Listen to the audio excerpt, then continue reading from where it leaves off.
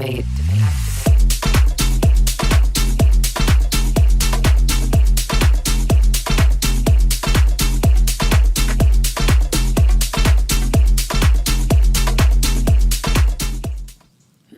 All right, everybody. Welcome to This Pink Cloud. I am DJ Kelly Reverb.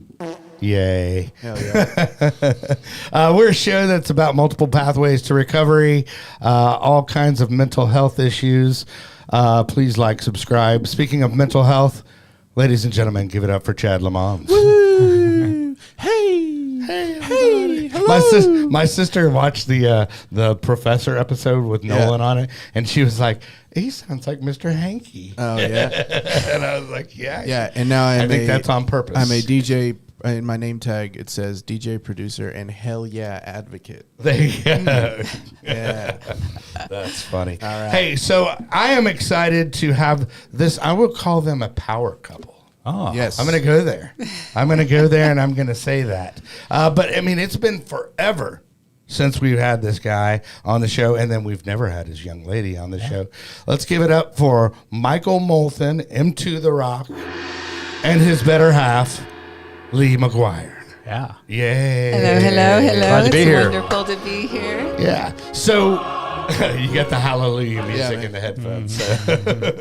So Michael Molthan. So tell, you've been on the show, God, what was that, like almost 2 years ago or something? I think it was longer than that. Yeah. It was a while Well, back. it was the original location. Yeah. So, I mean, obviously not everybody knows your story, but it's a pretty famous story and an amazing story. Yeah. To be honest, but why don't we go with a little bit of recap on the story of whence you came? Holy cow. So, Leave it wide open. I'll be quick. I mean, we only got an hour. So it was, I'm in recovery, long-term recovery, Right. Drugs and alcohol. And I had my first drink when I was, 10 years old. And the rest is history, and it's interesting when people tell the story. I get tired of it, and when we share our story, Right. it was like what it was like and what happened. Well, and you share what your it's story. like. You share your story for a living. Yeah, I do. So, So you can Google M2 Yeah, The Rock, right, and the story's out there. And, Right. And in fact, you could Google my fifth step. It's out there. I mean, everything's Right. out there. And, Sure. But I mean, what it was like. I drank alcohol and I did drugs, and I fell down and said I was never going to do it again. And I meant it, and woke Yeah. up the next day and I was drunk and high again. Sure. But I grew up in a well-to-do family, and got early childhood trauma from birth. Being sexually abused and a lot of physical abuse. But in this well-to-do family, and then outside the doors, everything appeared to be normal, and so there's a lot of confusion. Right. So literally, I didn't know how to live life. I was living a lie, and grew up in my room, and I grew up in the men's locker room at Glen Eagles Country Club in Plano, Texas, and my dad was a founding member there. So day one it opened, I was out there playing golf, and golf was a big part of my life, Right. And it's slowly but slowly unraveled all the way from high school to multiple suicide attempts to then going on the PGA golf tour. I was a caddy for the best golfer in the world for 5 years. Who was that? It was Lanny Watkins. Okay, yeah, cool. Lanny Watkins back in the day. And so I did that, and then Did you have your note sheet and everything, like where you were yeah. like, oh yeah, there's a dog leg left. Yeah, that's we're right. gonna, Yeah, I mean, it was. I called myself a fairway engineer. Nice. Yeah, I like was a it. fairway engineer. So it was a great lifestyle for our lifestyle. At the Oh, time, yeah. and flying private and being all over the world and the Oh, best yeah. golfer in the world. I mean, it was rock and roll. And Right. And I was a bookie. I was the bookie on the PGA tour. Okay. And so I did that, and just had a hustle. Going Sure. on. But the disease got worse and worse. Where I should be having the best time of my life, my life was dark. Yeah. I was always living a lie. I never let anybody close to me. I always had around a lot of people with the popular kids. I hung out with them, Sure. but no one ever got close to me. And Right. You probably built up that wall, already. yeah, as a result of the childhood trauma. Yeah. But got off the road in '95 and married a girl I knew since kindergarten. took her hostage, right. and brought her in. We had 2 boys, and when those 2 boys came into my life, something happened. It wasn't spiritual or anything like that, but I really wanted to be the dad that I never had. Sure. And I gave it my all. I mean, Right. I gave it my all.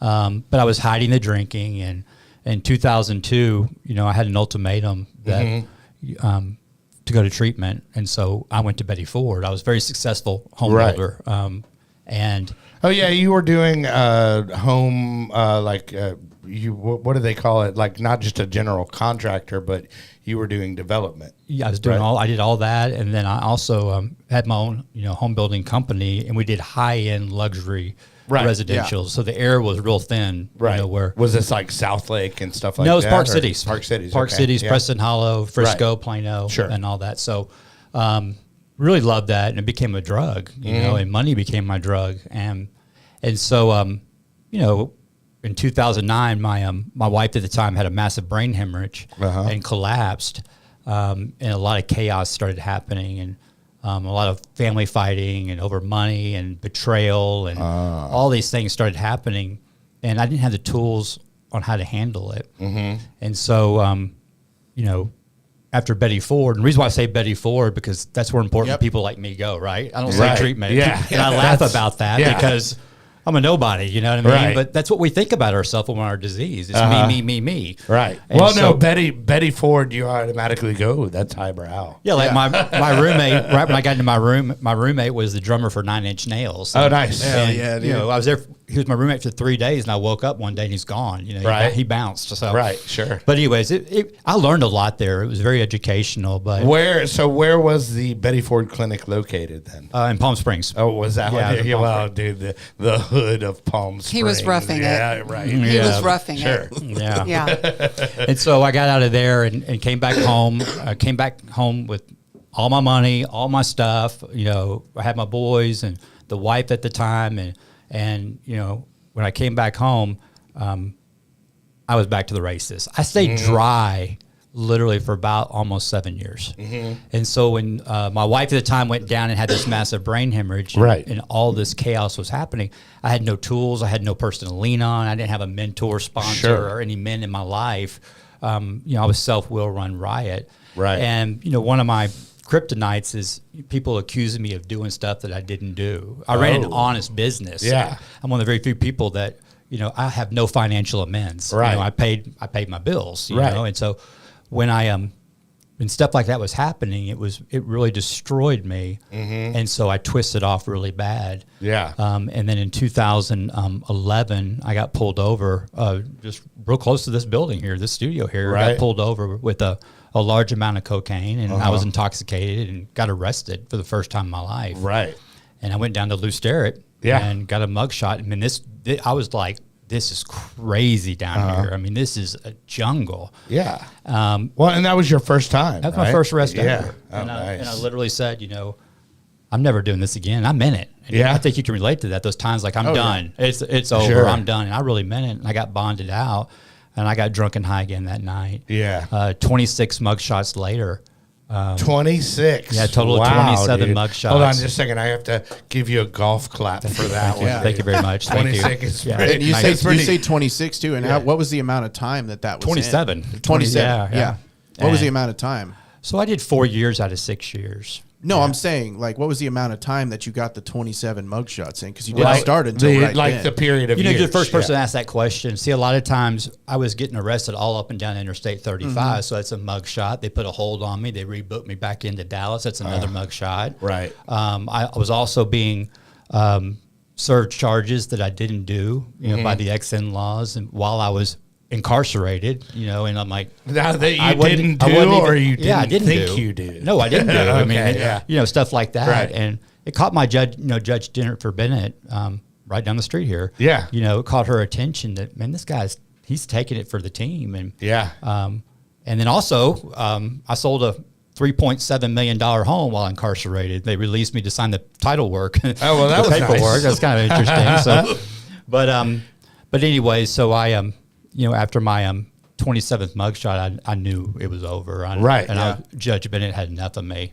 Right. And I was going to go to prison for a long time. And And it's interesting this time that they put me, you're classified when you're arrested, and they classified me as advanced. No, advanced. But I become the guys like I saw the very first time I was there. I had my own prison name, and they called me Rabbit, and the guards were saying hi to me when I came back in. Rabbit. It was crazy. Why Rabbit? I got to ask. Because I couldn't sit still. Okay. I couldn't sit still. And all right. So they misclassified me, and they put me on the second floor at the North Tower. Okay. And if anybody knows that, it's called the Jungle. It's the most dangerous floor in the country. Right. In jail. So I'm in this, solitary confinement, tank with murderers. Right. Murderers. And I get in there, and I get locked up with this old school. And they called them ooey. Okay. And there was a book that was given to me, and there's books everywhere, and they used them for pillows. But he asked me, he says, what's that book say? And I told him what it said, and he goes, man, will you read it to me? And I said, why? Yeah. And he goes, well, I can't read or write. Now, here I am. When I get locked up in the tank, Yeah. I'm the only white guy in there. Right. They think I'm gay Yeah. or a cop, because right. I'm proper. Right. You Used to be. You get a honey bun on your pillow. Yeah, that's $5. That's $5. Right. So anyways, when so he asked me to read to him, and I read to him. Okay. And they called me Rabbit because I would pace and pace and pace and pace around the day room. Yeah. And I finally realized that when I was reading to him, 4 days went by. Uh-huh. And, to make a long story short, time slowed down. Right. And for the first time, I was serving somebody else, expecting nothing in return. Ah. Plus, the words were leaping off this book to me, talking about Joseph in the Bible, and I could really relate to it. On July 7th, 2017, I'm on my top bunk, and I couldn't breathe, and had this spiritual awakening. And there was a lot of nights I didn't believe in God or this Jesus thing, and there were nights where I'm hugging the toilet, and I'm saying, "Okay, Jesus, if you're out there, come into my life." There was a lot of times I'd say that, but this night I couldn't breathe. And it was like the movie Green Mile. Yeah. And okay. I couldn't breathe. I took this deep breath, and I just exhaled, and all this anger, resentment, all these feelings came out. And I took a big, deep breath in, and I was full of love. And I just looked at everybody like, I love you, and I'm loving everybody. Right. And so, just to leapfrog to it, on October 13th, 2017, I was transferred out of Central Texas on my way to Henderson, the Bradshaw State Unit. Right, probably with no AC in there. No AC. And so I get down there, and I'm in this rock and roll tank, and guy comes up to me, he says, "What are you reading?" And what do you mean? He goes, "I can't read or write." And I just looked at God, and I said, "I see you." Right. So I started reading this guy. Right. And then as a result of forgiveness, forgiving the people who done me wrong, on October 13th, they came with a loudspeaker, and, they accidentally set me free. Oh, okay. They literally physically pushed me out of the penitentiary. Well, okay. So how long were you booked to be in there? Another 2 years. Okay. And then, so how does one accidentally set you free? God. Okay. Yeah. It was a God deal because they didn't know. The computer, even the guards go, "Wait a minute, why are you being set free?" Yeah. And so they pushed me out, and I was 300 miles away. I didn't know what to do. Henderson, Texas, huh? No, I was in my way. I was down in Central Texas. Okay. I was on chain. Okay. And so... You mean like breaking rocks? No, I was on chain. No. Chain is like when you're like subject to leave. Yeah, you're on chain. You're chain being ready, baby. Yeah. Okay. Yeah. All right. So I had to explain all this to Lee too. Sorry. Sorry, guys. I haven't been incarcerated. Yeah. So anyways, I got out, and that's the first time when the gas of the world hit me, and I literally just said, "God, what do you want me to do?" And he told me to walk. Right. So I made the journey 300 miles back to Dallas to turn myself in. Right. And Judge Bennett had been hearing what I've been doing, and she saw the transformation just in my eyes. Right. And she says, "I don't want to get in the way. Right. I'm going to set you free." And I can see she it's going to be like this whole Morgan Freeman, like, get busy living or That's get right. busy dying. That's right. kind of thing. So she said, "Go pay it forward." And here Yeah. I am 7 years later sitting with you. And That's great, And that's man. what I'm doing. That's fantastic. Yeah, and it was like a paperwork thing, right? The whole reason They still don't know. Yeah, they still don't know. Okay, cool. They still know it's first in state of Texas history. Well, And Judge Bennett said, leave it up to you to be Mr. Drama Man. That's hilarious. But she's very close to both of Lee and I, and she's one of my closest friends. I call her all the time. We talk maybe 3 times a week. Yeah, that's awesome. She's wonderful. So well, she really is. Enough from you. Good. I want to hear what Lee has to say. Exactly. I'd love to talk about him. Yeah, It'll be a lot of. Right. Well, I was gonna say we need at least we have something here to break up the ugly. Yeah, that's right. That's right. Well said, Kelly. That's right. So, but yeah, you got involved because of his story, right? So. I did. I had a friend named Kay Jones. She came to me and she said, I had raised money for different films. And she said, I have this special story and someone I want you to meet. So I came over and met with Michael. And I just realized real quick, I thought, oh, man, there is so much that he really needs to have ready. We need to get together a nonprofit. We need to have a book written, and then we need to do a film. And so all of these things began, and I remember sitting there with him, and I know, Well, what was your background? Like, what did you do? Well, I grew up in the ministry, first of all, which really gave me a lot of experience in this type of work, but also putting together a nonprofit, understanding them and that type of thing. So I was very familiar with it. Right. Then I started my own nonprofit. That gets you real familiar with it. Yeah, for sure. So I knew at this moment, I thought, this is going to be more work than I've ever done in my life. Right. Because this one was national. The ones that I did were statewide and different things. Right. But this was a national endeavor. And until I met Michael, I had no idea how many people were on drugs and alcohol and had problems with this. This was Welcome not my aboard. life. This was not my life. It was totally foreign to me. Right. I worked with kids, and I write and produce music. I think you've heard a little bit of that, and so that was my life and was my work. But the more I got to know Michael, all the people that would call him, and I think the ones that got me the most were the parents. It wasn't the people going through, addiction. Yeah. The thing that got me, we don't go. We don't go around that. They're the ones they're the ones back here really having to take the hit, and they're having to give the support. Right. And that really, really got me, because I think you take one addict, you take that one addict, and then you take all the people that are behind them, the mother, the father, the siblings, the friends, the spouse. And then that's a much bigger group of people than the addicts. Yeah. So we've got that microcosm gets bigger. Yes. Yeah. And they absolutely don't know what to do. They do not know what to do for their loved one. And that's where Michael really comes in. There's probably more coaching. I don't want to speak for you, but there's more coaching in the families than even the addicts. 100%. Yeah. Because it takes that to get the addict there. Yeah, exactly. The addict doesn't really care. It's just like, making a plan with the parents, and then, exercising that. Hey, parents, don't enable your kid anymore.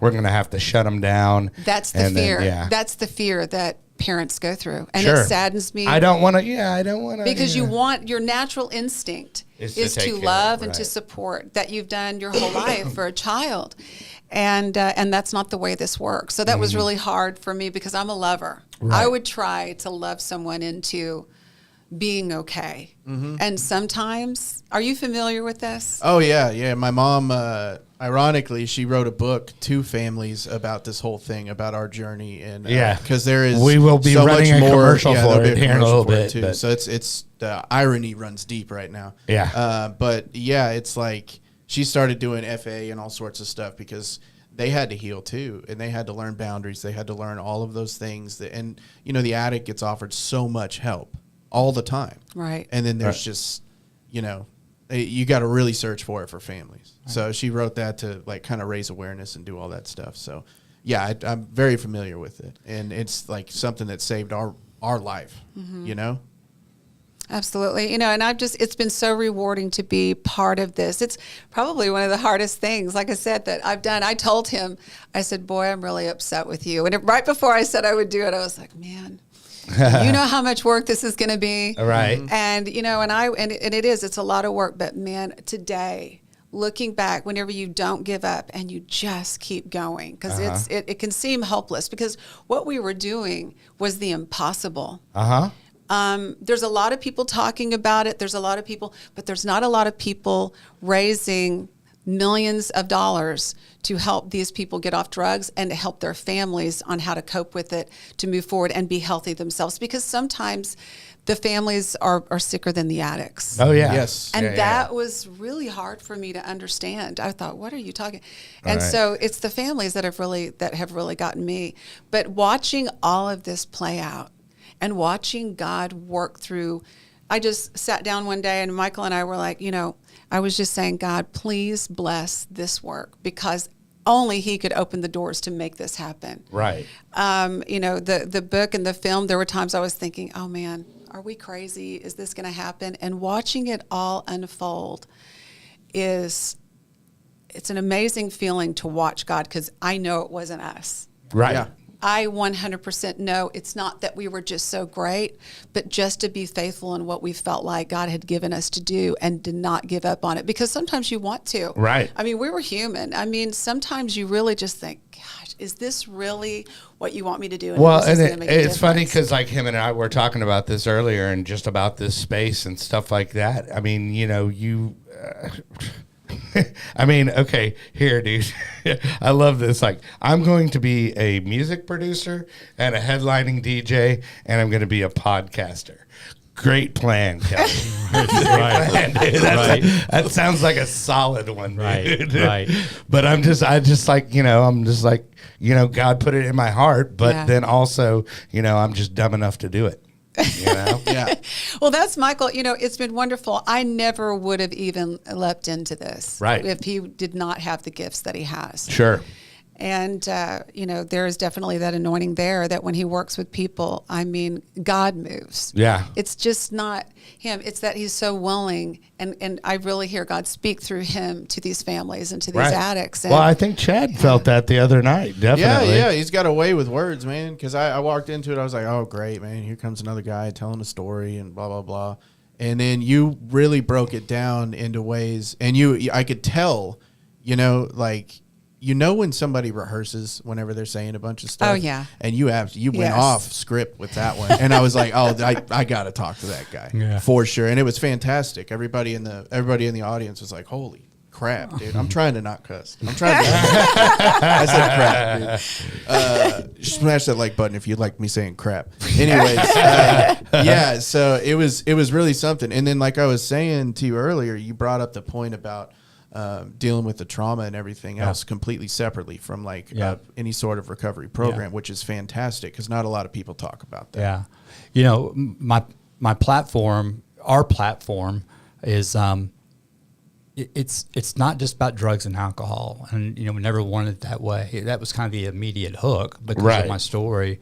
But the platform is how am I living life today? Mm-hmm. And I share everything. I'm vulnerable. I'm transparent. You watch the show and that's what I do. I just provide solutions. And I basically just say, hey, I just saw a good movie today. I want to tell you about it. Right. And the movie's me. It's sure. the stuff I go through. And when we started writing the book, and let me back up a little bit. There were times I wanted to quit Into the Rock a bunch. You were doing AM radio, dude. Yeah, I started with iHeartRadio, and then I went to a Real News Network, and then COVID hit, and bought the studio in the house, and we never stopped Into the Rock. Right. But being a businessman and being successful in business, Satan's always in my ear saying, "You ain't making any money. You ain't making any money." And and we just had one recently happen, but there's been times where I literally quit. Mm-hmm. And I walk out and take a walk, and someone pulls up and stops and say, "Are you him too?" And I said, "Well, yeah, I'm Michael." And they said, "This is my husband here. You saved his life." And I said, well, I didn't save it. You know what I mean? Right. But he watches the show, and I'm like, okay, I see you, God. And it's really difficult. A lot comes against you when you try to do this. And especially because I know we were approaching it one way, and then I'm going to stop because I can really go crazy on this. I want to go. Okay. I'm sick of myself. Right? Well, no, it's just that I've been learning that that we don't really believe the problem is just because of drugs and alcohol. We believe that the problem lies within us with so many different traumas and things that people have dealt with that they don't know how to deal with. And in their subconscious, they constantly self-sabotage themselves in every area of life. And drugs and alcohol is one of them. Right. Yeah. Sure. I mean, they're just, and so that's a lot of it. I mean, people's mental health, that's a big deal. And I don't think that we bring enough focus to that. Right. Yeah. Of why people choose it. Because you know what? God doesn't make you do anything. He doesn't make you quit. He didn't make you start. Right. But you have to choose it, and being healthy enough. Right. Being healthy enough and that's to make why those that's choices. why we did the you know, the show, the description of the show is multiple pathways to recovery. Right. And mental health, you know. Right. So, that's right. Because mental health is I think the biggest proponent to, you know, recovery, period. It's that. And also one of the things, and I was telling Michael, I said, you know, what's really apparent to me is that you have these people who will go to rehab, they come out, and their whole entire life, it's not just the drugs and alcohol, it's everything that it's affected.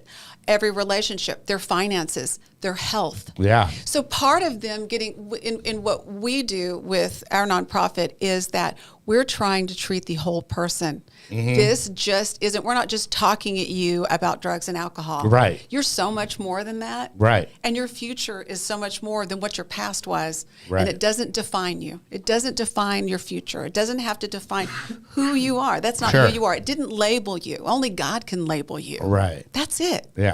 So I think people want to give up and on that because they just feel so bad about themselves and they have so much shame. And that shame, if we don't address that, it's over for that person. Yeah. Right. Because if you can't feel good about yourself, and really all the things that people go, you know, and think this is corny, but to love yourself. Sure. Yeah. It's hard when you don't like who you are and what you've been, but learning to do that. And that is the biggest thing in what we're trying to address. I mean, how can somebody really get well and get off drugs if they come home, they don't know how to get their finances straight? Right. Their health is so bad after they've come back from something like this. They feel hopeless because of these there's reasons. certain things like that, you know, that especially early on in recovery, you know, just, and I learned this doing the recovery support peer specialist training. But, you know, I mean, most people need their license and just simple things that we take for granted. Yes. You know? So, that was me. And I've learned all that from him. Like, I didn't even know what people coming out of prison went through. Oh, yeah. I will tell yeah, you. that's fun. That's why the recidivism rate is so high, man. Right. They have no hope. And I mean, that part of it, except for the people that are struggling, finding shelter. I mean, thank God for them. Right. Because, I mean, what would these people do? And so that's heartbreaking to me. So this has been a really big eye-opening thing. My father was in the ministry, and I watched it, but not on the level that Daddy went out. Daddy would go to the prison ministries and everything, and I went a couple of times. And to be honest with you, it scared me. Oh, yeah. I mean, it was something that it just scared me. I did not understand until Michael. And there's so much awareness for kids who are on drugs and alcohol, for people coming out of prison. We just recently met a man out of Las Vegas. God bless him, because what he does is he gives these people a trade. He teaches them a trade as soon as they come out of prison, and it sends them out into the world. Right. And we're wanting to do that same type of thing with people dealing with drugs and alcohol. But the reason why he's saying it's not just drugs and alcohol is because there's so much more that is covered, and one of them is people's mental health and learning that God, no matter how much we pray, miracles do happen. Right. But we have to be healthy enough to make the right choices for life. And that's the whole free will thing. That's right. You know? Yeah. That's right. We're free to do whatever we want. God's not going to plop it on us like that. That's why to get deep, that was always one of my questions was like, you know, if you could ask God to change one thing in the world, and then I would say, you know, to give humankind a greater understanding of purpose. Yeah. That would be mine. But then saying that, then I'm like, well, that messes with the whole free will thing. Yeah. So, but you know what I would say? Because this is what, to me, changes the world. If I had one thing to change in this world, it would be me. Yeah. Because that's what most people cannot change. Right. Because, I mean, you even look at relationships. Well, if I had one thing to change, it would be Chad. Hell yeah. Hey, but let's, on that inappropriate break, let's go to commercial. Real quick, we got Max the Axe at thispinklawyer.com. If you go to thispinklawyer.com, it will take you to Lone Star Injury Attorneys. He will get you the maximum results for your personal injury needs. Injury needs, personal stuff. Good job, Jack. There you go, man. All right, and then also your mom has a book out now, and you guys are doing some public speaking. And why don't you play the real, and we'll see if Chad cries this time. Phone call as a parent that your son has been hit by a car and is being life flighted. 2 hours before we got the call, Chad had called me to tell me it was the best day of his life. And then I get another call, and a stranger had found him, and they were care flighting him to a trauma unit, and that he would start praying for our family that we needed to hurry. You know, when you wake up on the operating table and they're like, we're going to cut off both your legs, and then I wake up and then one's gone, the other one's in an external rod system, it's just not good. The real kicker is that I've had like all of these scars all over my arms, and that's all from complications resulting from drug abuse. I never thought about giving up on him. Never. This is my son, and I know he's going to be okay. You cannot just have help for the addict. You have to seek out professional help. The whole family has been affected. And I just want to make that very clear to anybody who's out there listening, that if I can do this thing as much as I've been through, man, there's a lot of wiggle room for people before they get to that point where they can do it too. So we are back, but so I love that commercial because at one point you sound so stupid in it. No, but I mean it's very sweet, and your mom is such a sweetheart, and you know you're lucky to have her in your life. But you guys, so that book is available, and then y'all are also doing speaking engagements. Yeah, it's at 2calls.org. You can reach out to either of us there. Chad at 2calls.org or Sheila at 2calls.org. Right, and it's on Amazon and all that stuff. What's your favorite part of that commercial when you talk? Dude, I just had to edit the commercial before it started, or before we started the podcast last time, and you've only had 3 weeks to fix it. I've only had 3 weeks to fix it. You know what I mean? But it's like, you know, when you're waking up on an operating table and they're going to take both your legs, and then you wake up and it's just not good. And it's like I use your words, Chad. Yeah, man. Use your words. I didn't want to make you look stupid by saying something smart. Thank you for fucking taking down the bar. Yeah, I appreciate it. You're welcome. I appreciate it. Hey, man, you're welcome. Hey, so speaking of that, we also have music coming out. We have the Madonna cover that is actually out this Thursday, which will actually be retrospect. I'm just going to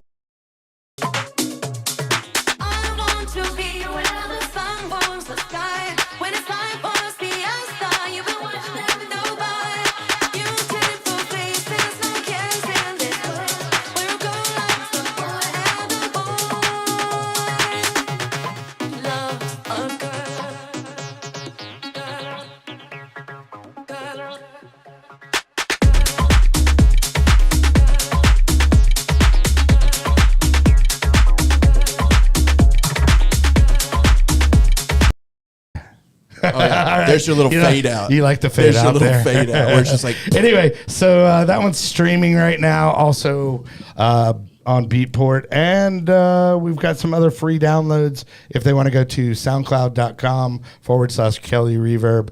Bunch of good stuff. Bunch of good stuff. Stuff that's good.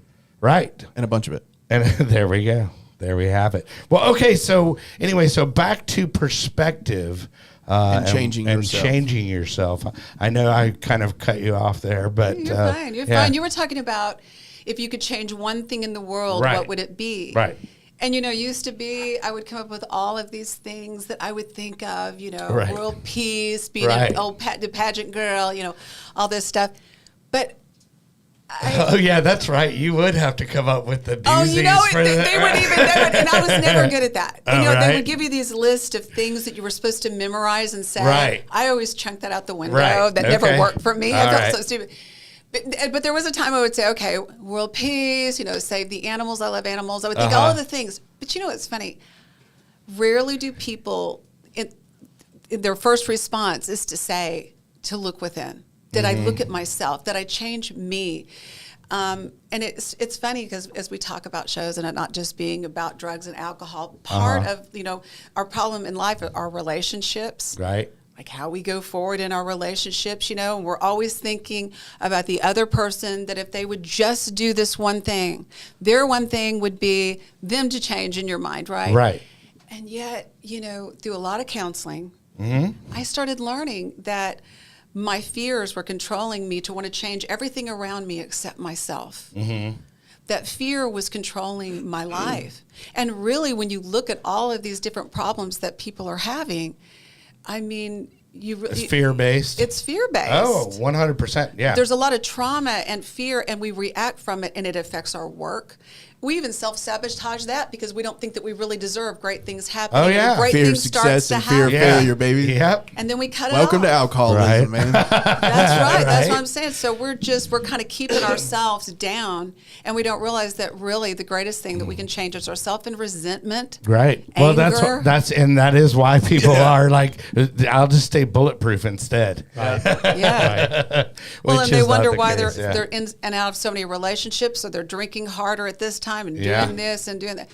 And it's from a lot of deeper issues. I was going to say, now all the pageant coaches now are going to go, okay, maybe let's go Zen on that answer. They probably don't like me as much. What do you know? What would you do to change the world?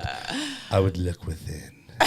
It's like, and then I they go, would. okay, I would. I tell you Right. what. I mean, that was such a wonderful experience. By the way, Yeah. I did it. The nonprofit that I started was Yeah. What was your nonprofit? my nonprofit was Teen Leadership Competition. Okay. And I started it because when I got back from nationals, Okay.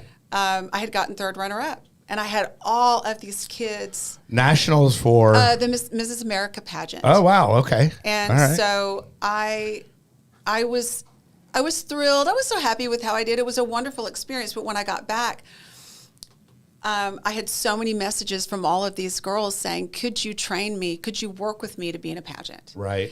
And I said, "Okay." Well, I began talking to each one of them, trying to call them back. It was a lot. Sure. And so I said, what do you want from this? Do you want? They're like, I want to go to college. I need money to go to school. Right. And I realized at that moment I had a much bigger job than just training girls. So I couldn't do that in my heart. I didn't feel like that was the right thing to do. So I called every school in the state. And I mean, I'm going to tell you, I had no money. I'm talking about I was in an efficiency apartment. Right. I had zero money. And this is why I was telling you this earlier. I had no money. I had no way to do this. And in fact, everybody told me, don't do it because you can't. Right. And so what I did was I had a folding card table, literally. Like I didn't have a table. I had a folding card table and I had a phone book. Back in the day of the phone book. Right. I'm dating It's myself. okay. Yeah. And so And a landline. and a landline, absolutely. Yeah. And so I would sit there and I called every single school in the state, high school. Okay. And I said, if I did this program, I talked to the counselor and I said, listen, I have all these girls calling me. One is from your school. And I said, I want to know if you would participate in this program. I said, and I was setting it up for myself. I said, if it cost you nothing, Right. okay, would they come and would you support it? And every single one of them said yes. So when they said yes, I called their city and I said, would you, I need this much money for them to come. And it was a year-round program, Right. but it was a leadership program. So it wasn't a sink or swim. So they stayed in my program for a week and we would coach them through everything and train them. And then we had a final competition. But everybody left with scholarship. I didn't let my girls leave without that. That was the difference. This was not a beauty pageant, and which I'm not Right. against it. Sure. There's nothing wrong with it. I was in it. But I wanted something that bettered women. That made me happy. I wanted women to be able to go to college. I didn't want them, if that's what they wanted to do. Right. I didn't go to college. Sure. I didn't go to college. So that was the first thing the press asked me. And I had a talk show at that time. And I was working that talk show to help this. And I told them, and I said, wow, this is going to be really uncomfortable because that was the first Right. thing everybody would You're ask like, me. no, and I right? just said, Right. and it was just so God, because I sat there and I said to them, I said, you know what? I didn't go to college, but I said, all these girls do and presented a need to me, and I Right. met it. Right. Well, you should be like, met it. no, this is why, because I didn't go to college. I didn't have the opportunity that these girls now have. Right on. Well, I was fortunate. I was very fortunate Yeah. to be able to walk in and do some of the things that I did. Yeah. God had just well, given and I me mean, some a little gifts. savvy. I mean, like calling both sides and setting up, it was a program. Yeah. It really was. It was the most rewarding thing I've ever done until this. Yeah. And in fact, I flew to New York. I was writing and producing and singing music. I was doing all these things. But then when I got back to this was my heart. Right. I mean, my heart was in ministry. Right. And in a ministry that wasn't in the approach of your typical ministry, a true outreach program is what I like to call it. Right. We truly needed an outreach program that treated the whole person. Yeah. And that eventually got them out of talking about drugs and alcohol all the time and dwelling on that and really concentrating on the things that. Speaking of that, so tell folks what you do out there with the foundation. Yeah. Well, it's I just love listening to her talk. I love this woman. I mean, I absolutely love this woman. Yeah. She's just, when she speaks, she says something, and this is what it's like at home. Right. I just listen to her, and it's the first time we've ever done an interview together. You must be exhausted. I'm kind of exclusive. He's tired. I'm just kind of a little emotional because I'm in gratitude. That someone who believes in me and I believe in her. Right. And we do make a good team, and we are a power couple.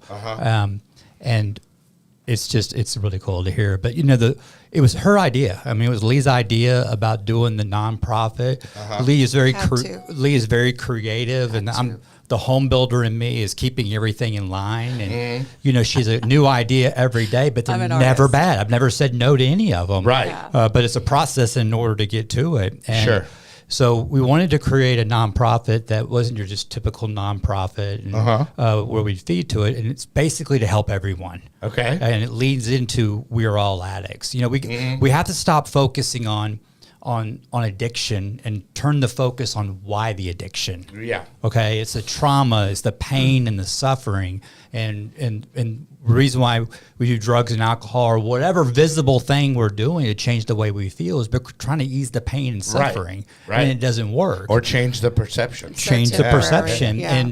And the reason why drug addicts and alcoholics have this stigma is because the people who are angry and upset with us by what we do, the reason why they're angry and upset with us, even though they don't drink or do drugs, is because they see their own behaviors in me. Right. They're just not shooting dope and drinking alcohol. Thank God my consequences were so severe.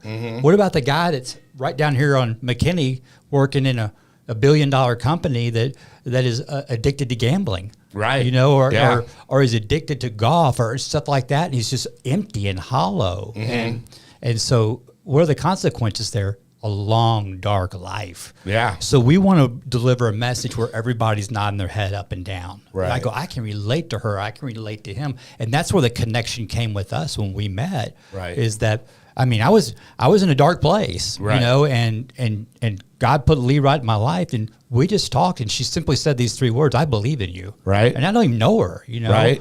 And I actually told him he was a rock star. A rock star, yeah, that's right. That's right. I said, you know what? I said, I think I see something in you. Oh, right? I saw it. I truly did. I mean, the first time it was in a Starbucks with Kay. And I was watching this guy, and you know what? He was under a lot of pressure to really move forward. It was that moment where you either stay where you are or you quit, or it's time to go to that Sink next or swim, level. baby. And you really have to. It takes a lot within you to do that, because this has been a lot. And so he was ready, but I knew he was at that moment. So the second time we talked, it was like, hey, you know what? And I was listening to him, and I knew he had been through a lot, and it was going to take a lot to really, gear up. But I told him, I said, you're a rock star, and I know it, and I'm ready to go. I said, I'm mad at you because I see it, and I know how much work it's going to be. Right. I cannot stress that. But it was. But I believe in her. I believe in her, and she leaned in, and there was a connection. She really truly cared and didn't want anything. Right. And I wasn't used to that. I was always used to someone taking from me or hitting me, or wanting all that stuff. All the way to childhood trauma and these triggers. And so I took the risk and leaned in. So it's not like we had this very first romantic date and went out. We were friends and on the desk and, working coworkers. and, coworkers. And then it was really cool how this just true intimacy bond built, and I'm forever grateful for that. But the nonprofit is to provide these solutions to people, treatment centers, all that stuff. And we can do scholarships to treatment, but we're going to give them the best. We're going to give them the best, but you have to qualify. Right. Yeah. Okay. You have to get it passed by me, because I know how you can't run game on me. And at least seen it. And so that's what we do with the nonprofit. But it's everyone is an addict. Right. And addiction is we're seeking visible things to try to fix our invisible problems. Shopping and food. This is why Ozempic is so big. If you want to know the epidemic of food, see the rise in Ozempic. Are you familiar with it? Oh yeah. Okay. So it just shows you how many addictions, and we have things that just aid in it to where you don't get better in it, where you don't really we get a pill. We get a pill. Everything's a Band-Aid. Yes. Well, I think that speaks to our healthcare system a lot. Well, I'm not saying, and I love it. I think it works. I think it's all wonderful. I think if it helps your health, wonderful. Yeah. But my point being, is that you see, like when that, like with food or anything else. I mean, what an issue it is within this country. Yeah. How many people just could not get addicted to sugar? That's right. Well, what we talk about is, and it's real simple, the way I wordsmith it is there's nothing wrong with being successful. There's nothing wrong with making money. There's nothing wrong with having nice things. Okay. Right. There's nothing wrong with even in mental health, medically assisted treatment. Okay. As long as it doesn't become my source. You're right. Yeah. As long as it doesn't become my source, because when it becomes my source, I am in active addiction. And in order to keep it as my source, all right, what do we start doing? We start lying, cheating, and manipulating, and all these things that come up. So true spirituality is, number one, is to love yourself and forgive yourself. Right. And that was the hardest thing for me to do. Because she sees me, I'm very hard on myself. Well, and I think a lot of it, but also is, people want to be accepted and also feel worth, like, what can I do? What do I have to offer, And I think that's also a big part of it, and once you find your lane, like, Chad was like, once you started producing and you found out that you were good at it and you were getting validated, then you were all in, Yeah, but like, it's still... it's talking about how something externally is going to fix the way I feel internally. That's every human being. Every single human being in the world has that. Right. And like, some things are worse than others for sure. But I'll tell you what, the feeling of peace internally, no matter what is happening externally, is something you just cannot pay for when you finally get it. Making it a habit. I'm going to tell you something. This is the thing. Just because somebody got motivated from Michael's I Am Second video, right? You have to have outreach after that. Because you get motivated and you're excited and you feel like you can do anything, right? I feel like I can just rule the world at that point.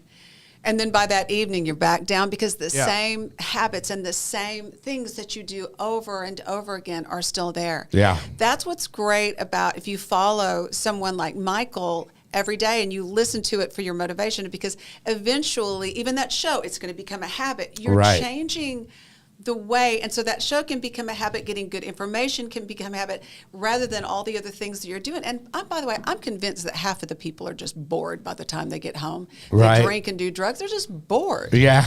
I mean, is this true? I could see it. Yeah. I see that just a out lot. of boredom. Yeah. And we try to feel. Yeah. So they're seeking visible things. They try. I mean, they're getting on dating sites. They're doing that. I mean, nothing natural is happening. Nothing organic is happening. And so I'm just saying, if we change just one thing and start changing these habits, you know what it's really doing? It's rewiring your brain. That's the whole thing with addiction treatment. I work in addiction treatment. What they say in addiction. It is simply rewiring your brain. That's right. Yeah, that's because really you have neural pathways that have been carved. If you frame it like that in the beginning, people are like, stay away from me. But that's right. If they start to realize it, it's just retraining your brain. That's right. That's right. Whatever the time is that you've used, or drank or whatever it is, because at some point it does become an issue. Because not everybody starts off to the races. I did, but not everybody's like that. Yeah. And I see it all the time. Because you guys were talking about the whole like trauma and all that stuff. They intertwine. Like the later on down the road that you get with it, whether they started because of it or whatever. But these things happen over time in their using and drinking. And now, like I don't know the exact percentage, but a smooth 95 to 97% of the people I see that check into treatment, it's co-occurring. Yeah. There's no more. It's dual shit. Yeah. Sorry, I should have said crap. But it is, man, and it's like gone are the days when people just drank because they felt bad. You know what I mean? In the 1930s, and then they just drank so much that they had to keep drinking. Hold on, is that when people felt bad? Oh, I don't know, man. But there's a mental health aspect to everything now that we know more about it, we can do more things with it. I think now that people are actually just realize that it's a part, that needs to be addressed, unless if you don't want to talk about it or do not deal with it, then your life is just going to remain a shit show. Yeah, dude, I had PTSD from my car accident and all that stuff, which spiraled me out into opiates. And you couldn't even approach me with it. I was in jail for 20 months, and then I went to treatment for 2 months. And until that 22nd month, I couldn't have been approached to talk about it. Yeah. And then when I finally did, and I got approached by somebody who framed it like just exactly how I needed it to be framed, we did a lot of work on it. And it was absolutely insane. Right. Like the difference. Do you think that Christians are afraid to approach it on a clinical level of saying, how is my brain? Because that's what I have. I think found. everybody's afraid to approach it like that. And because you don't want to know why. Because to me, I think that people are just so afraid to actually work on themselves. It's just too hard. I think you can change everything else. But we went to Dr. Kelly, and he's amazing. I absolutely love this man, and he taught me so much because I was raised in a Christian home. And when I very first went, I was so kind of afraid because I thought I wasn't honoring God by saying, God, fix this problem. God can do anything. But the one thing that started dawning on me is that if I get sick, I go to a doctor about my cold. I go to the doctor about anything else. But the wiring in my brain and what's going on in my head making me make these choices in my subconscious, that was all new to me. And I was afraid that I wasn't trusting God. But what it was that really I was taking responsibility for my life. God wants us to take care of ourselves. And it's not just from here down, right? This is the most powerful organ in our body, and we have to take care of it. And we've abused it because we hate ourselves for the things that we've done. And so it's a big thing. And I started learning this from Dr. Kelly, and I was afraid as a Christian. And now I'm so glad that I took the responsibility to take care of myself so that the bottom line is I can make better choices with the choices that God has given me on this earth and the time that he has given me. I'm responsible. Or else you're just always praying for the miracle. Right. Do you always want to be saying, I've got myself in such a mess. I need the miracle. Foxhole, man. Well, the way I look at it, it's like it's all just a roller coaster ride, and you might as well enjoy it, man. Right. Well, that's true. But you know what? It actually empowers you to know that, hey, don't be afraid to take care of yourself. Today you can make this choice, and guess what? God will bless you and honor you for that. And I believe that's what he's done with us, is because it had to be a step of faith. Because when we started this was with nothing. Right. I was back to that same place of and I was still there. I was still there. I was still there. No, let me touch on something real quick. Yeah. When we started writing the book, 300 miles, it really was a blessing for me because I was going back in the past, but I wasn't feeling resentful or angry or anything like that. But we hear the word trigger, and it was really triggering me. And I was in a bad place. When I say bad place for me, I was in a bad place up here. Yeah. And then I started learning in our relationship the things that we do to trigger, each other. And I literally, this is just recently, about 2 months ago, that I literally went down and hung out with Dr. Rob Kelly in San Antonio for 6 days. Yeah. For 6 days. And really, I've been really diving into my childhood trauma. Right. Yeah. And I had this amazing breakthrough. Yeah. 90. You know, it was 90 breath work, therapy. and it was. And I thought it was hocus pocus, sure. crap stuff. And but I did. I leaned in. I said, I'm willing to go to any lengths. You have to fight feeling silly. Because and you've gotta want it. Too, and you know, and that's not the most pleasant thing to deal with. And when I get in a bad place, I get quiet. Yeah. And when I get quiet, it scares her. You know, right. and when it scares her, and then there's friction there, and so I said, I gotta go do this, and had this huge awakening. And literally, when I left San Antonio, Dr. Kelly says, "Be prepared. Right. Your life is going to be changed forever." And without getting into all the therapy and stuff, but I left there, and I didn't call Lee or anything like that. Say, "Hey, I'm healed. You know, everything's great." I'm processing what happened. It was another spiritual awakening. My phone's blowing up driving home from one of the largest podcasts all over the country want me to be on their show. Oh yeah. And it's like, wow, you know, all the stuff that's happening and everything blowing up and doing. Yeah, and that was I Am Second, right? No, this is just recently. Oh, okay. Yeah, just recently. And so stay tuned. You know, there's a podcast that we're going to be on that is just amazing. Right. And so it's all. I mean, it's all besides happening. besides this being No. He forgets that. But it's just amazing that, you know, my whole mission really is to help people see life through God's perspective and not the world's. Zoom out. That's right. What does that mean? We go back to the things that were done wrong to us, and we see it. We pull ourselves up and look down at the situation. Go, I see why you allowed that to happen. We're gifted. Her story, her story growing up, and it's unbelievable, right? Yeah. But when we look back at it, we look at it, and we're gifted, and now we have a gift that we can go share with others to help them. Yeah. You know, being sexually abused my entire childhood by my grandfather, and as a result of forgiving him and being open and sharing, instead of campaigning down the street with a cardboard box on a stick saying, you know, free Lindsay, Right, you know, right. it's as I'm going the other way, making a difference, saying, you know what, this is what happened to me. Yeah. And here's a solution. Yeah. Wow. Yeah, man, it's you know, when you finally are able to zoom out and see past your own two eyes, and you see the reasons behind, or what you can justify as the reasons behind what happened to you, awakening. be able to share it with somebody else. Everything just when things just start kind of clicking. Right. Yeah. It's just, man, you can't pay for that. I tell you, stuff. and I'll end with this. 3 years ago, Into the Rock was done in my eyes. Right. It was done. All right. And because, I mean, broke. You know, I've been broke the whole 7 years. I just keep serving. Sure. And it provides. I mean, it just happens, right? Right. I've heard stories like that before I believed in God, and I go, y'all are crazy. Right. When God put Lee into my life, all right, it hasn't been easy. Right. But we've remained faithful. We've remained communicative. You know, we communicate to each other. We lean on each other. But it wouldn't be here where it's at today without Lee. Right.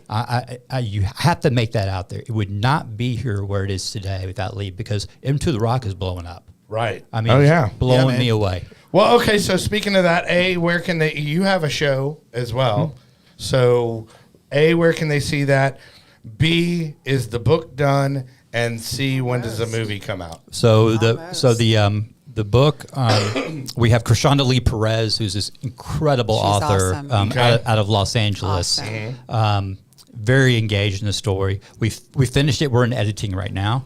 We go to publishing, and the book will be released for sale September 15th. Okay. Awesome. And I'll be on All right, national book September tour. 15th. We just Okay. signed with a publicist, and that's being released soon. Yeah, I mean, that's the one thing I noticed about Into the Rock is you have your shit together, dude. I'm like, dude, I need that. I am very structured. Reading? Yeah. And I'm very we structured. appreciate you. We really appreciate well, being I appreciate here. you. I appreciate y'all. voice. I appreciate y'all Yes. slumming. No. Slumming it down here. We No. love it. No, we It's do been it. awesome. You guys have been great. I'm on at least one or two every week. It doesn't Okay. matter what the platform is. I just do it because it keeps me out of self. Right. Yeah, man.